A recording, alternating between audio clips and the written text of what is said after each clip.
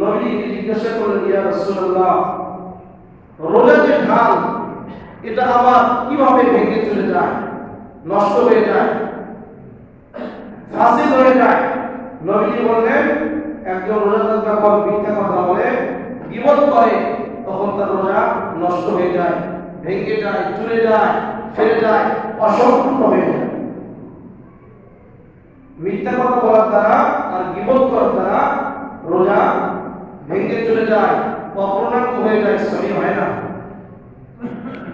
শুধু মিথ্যা এবং গীবত কেন, প্রত্যেকটা গুনাহের ক্ষেত্রে রোজা আমাদেরকে সংযমী করে। আর রোজার উদ্দেশ্য হচ্ছে একটা পবিত্র জীবনযাপনের সূচনা করে দেওয়া। আমরা যে গুনাহমুক্ত জীবনযাপন করব, সেই সূচনা করার উদ্দেশ্যেই আল্লাহ তাআলা এই রোজাকে আমাদের উপরে ফরজ করে দিয়েছেন। যদি আমরা গুনাহ থেকে বেঁচে থাকতে না পারি, এই রোজা যদি আমাদেরকে গুনাহমুক্ত না করতে পারে, আমাদের জীবনকে যদি পবিত্র না করতে পারে, তাহলে বুঝতে হবে আপনার রোজা সহি হচ্ছে না।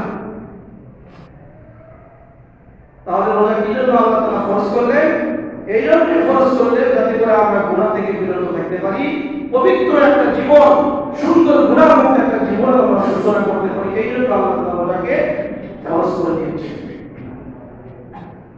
গুনাহমুক্ত রোজা রাখলে যেহেতু রোজা পরিপূর্ণ সহি হয়, পূর্ণাঙ্গ হয়, এই জন্য বুজুর্গানে ওলামায়ে কেরাম কোরআন এবং হাদিসকে গবেষণা করে ৬টি শর্ত দিয়েছেন।